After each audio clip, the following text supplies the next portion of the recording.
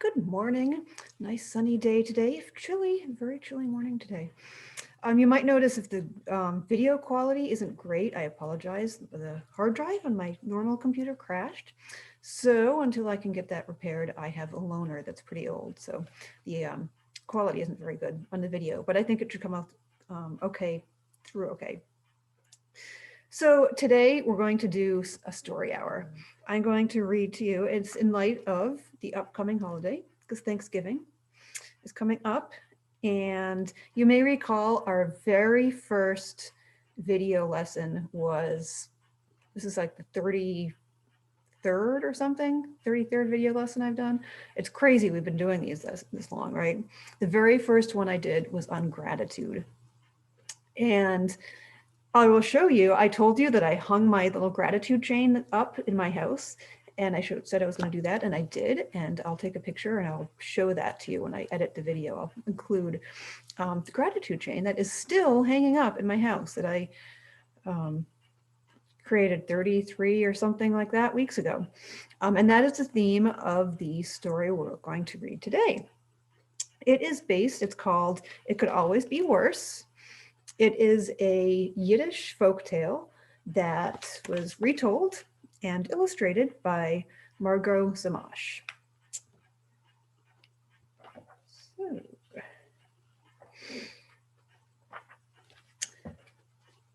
once upon a time, in a small village, a poor unfortunate man lived with his mother, his wife, and his 6 children in a little one-room hut. Because they were so crowded, the man and his wife often argued. The children are noisy and they fought. In the winter, when the nights were long and the days were cold, life was especially hard. The hut was full of crying and quarreling. One day, when the poor unfortunate man couldn't stand it anymore, he ran to the rabbi for advice. "Holy Rabbi," he cried, "things are in a bad way with me and getting worse. We are so poor that my mother, my wife, my 6 children, and I all live together in one small hut. We are too crowded and there's so much noise. Please help me, Rabbi. I'll do whatever you say." The rabbi thought and pulled on his beard. At last he said, "Tell me, my poor man, do you have any animals? Perhaps a chicken or 2? "Yes," the man said, "I do have a few chickens, also a rooster and a goose." "Ah, fine," said the rabbi. "Now go home and take the chickens and rooster and the goose into your house, into your hut to live with you." "Yes, indeed, Rabbi," said the man, though he was a bit surprised. The poor unfortunate man hurried home and took the chickens, the rooster, and the goose out of the shed and into his little hut. When some days or a week had gone by, life in the hut was worse than before. Now with the quarreling and crying, there was honking, crowing, and clucking. There were feathers in the soup. The hut stayed just as small and the children grew bigger. When the poor unfortunate man couldn't stand it any longer, he rode again to the rabbi for help. "Holy Rabbi," he cried, "see what a misfortune has befallen me.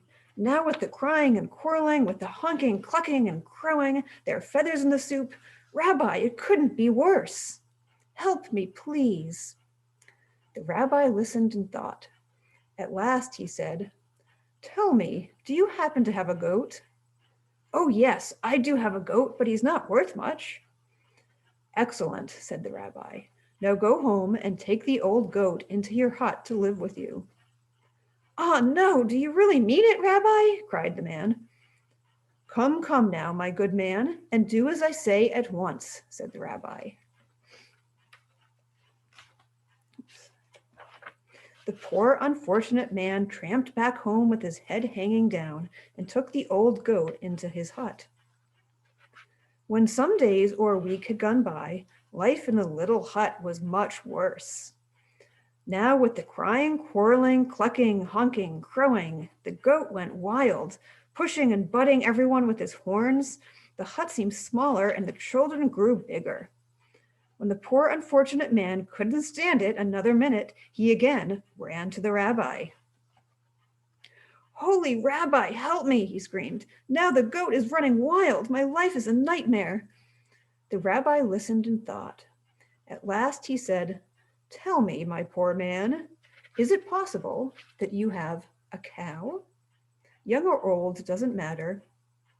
"Yes, Rabbi, it's true I have a cow," said the man fearfully. "Go home then," said the rabbi, "and take the cow into your hut." "Oh no, surely not, Rabbi," cried the man. "Do it at once," said the rabbi. The poor unfortunate man trudged home with a heavy heart and took the cow into his hut. "Is the rabbi crazy?" he thought. When some days or a week had gone by, life in the hut was very much worse than before. Everyone quarreled, even the chickens. The goat ran wild. The cow trampled everything. The poor man could hardly believe his misfortune.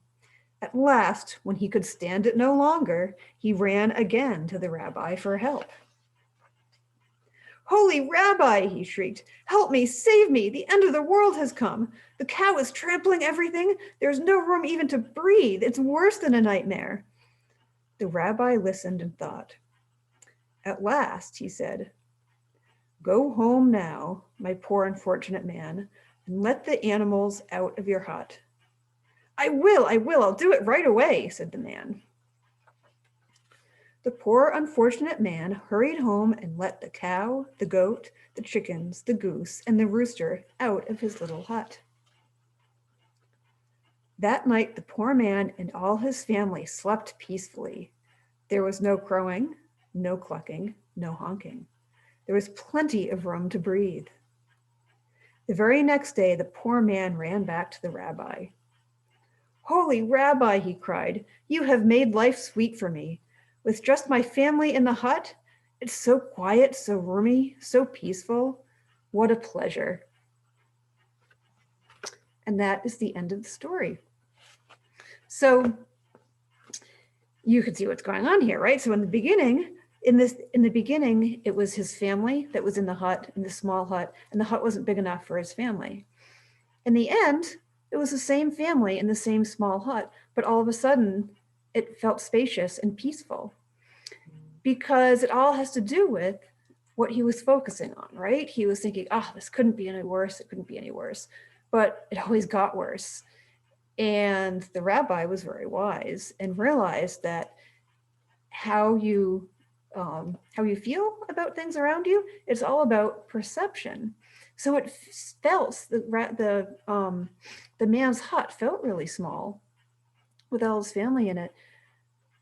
But once he had the perspective, it's like, well, when he had all the animals in the hut, it was that much worse, and it was so crazy.